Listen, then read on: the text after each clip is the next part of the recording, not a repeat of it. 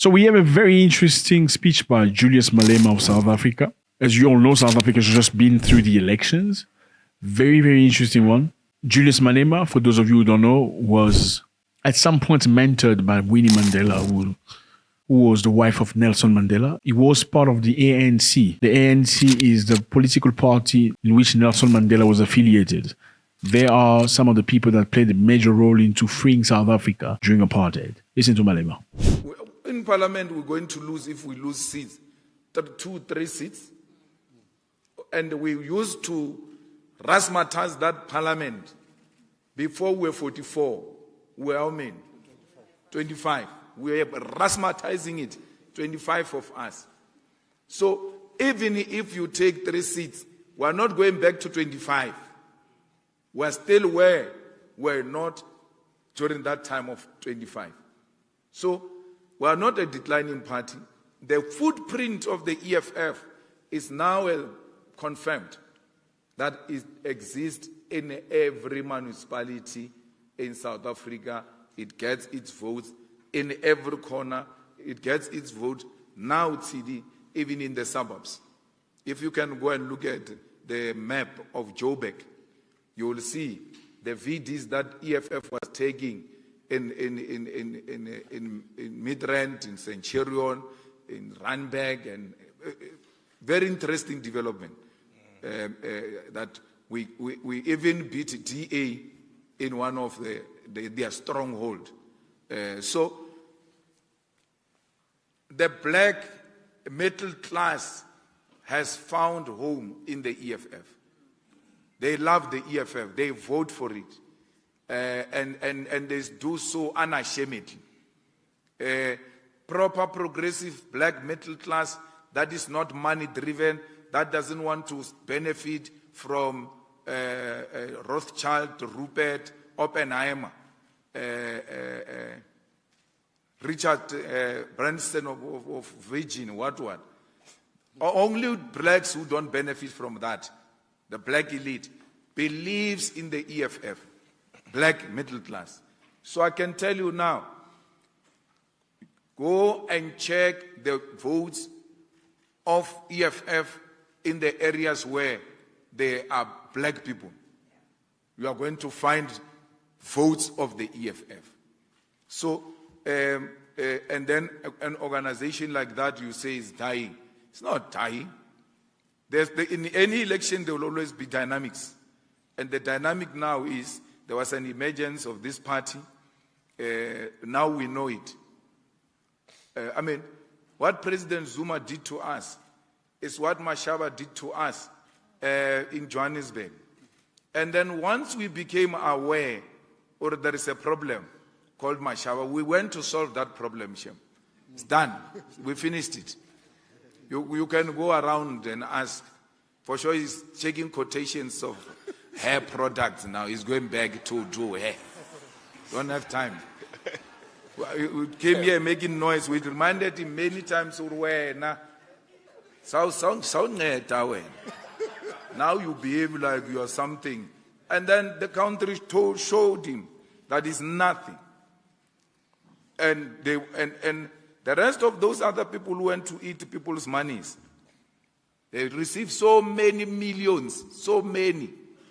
They can only brag about one seat and all of that. The biggest loser in this election is the ANC. And we must never try to be clever and shift that to the EFF and want to project the EFF as if it has lost a province or it has lost a country. People lose a country, people lose a province. You want to say the EFF has lost. What? We have won. And Elegas Togomen.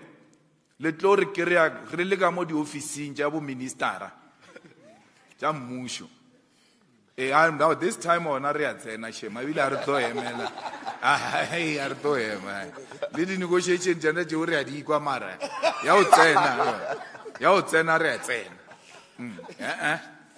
a re tlo emela o reng e thagaka o thaga o rai batho bana ba reng aba vote le ANC abanya ke ANC tsamaya ba re ANC ai ba fi metsi ai ba fi Zama manskralo cheka ba vote jimang.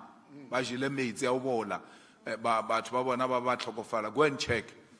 When out to it you are principle beyond principle.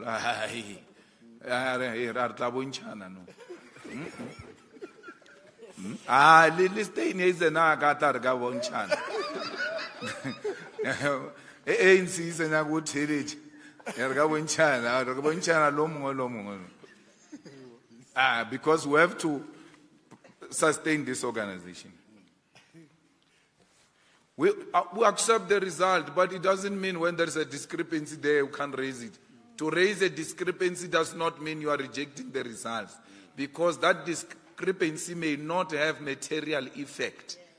Even if you succeed, it will just give you are added 1,000, you are added 2,000, but it's to teach the IEC also a lesson and principle and expose these shenanigans that there are people who are swapping results from result slip and captured. So it's a principle we need to pursue. But when we looked at those discrepancies, that they are of no material effect. And therefore, you can't say on the basis of that, you reject the result. We accept the result. We accept the defeat. We are unable to congratulate anyone for being elected president. Because there's no president now. Yeah. There's no one.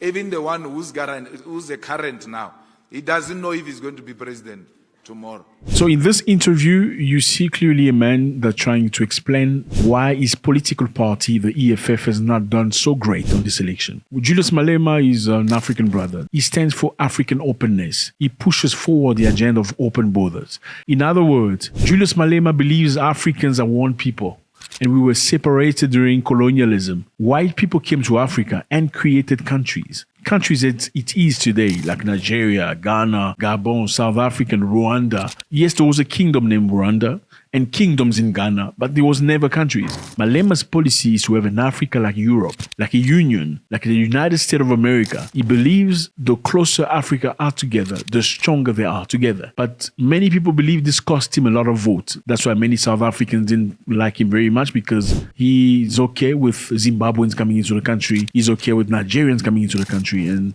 many South Africans feel like Nigerians are bringing crime in the country, selling drugs and many other dishonest things. And South Africans believe that Zimbabweans are taking their jobs. Some believe they're taking their wives and stuff like that. Some, crazy stories like that.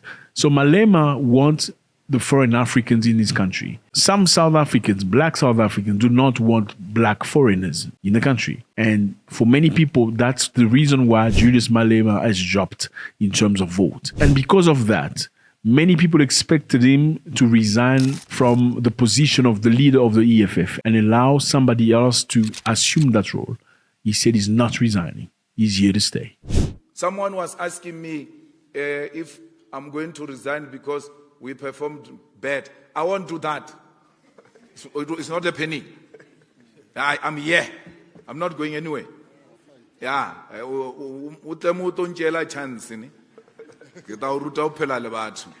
I'm in charge.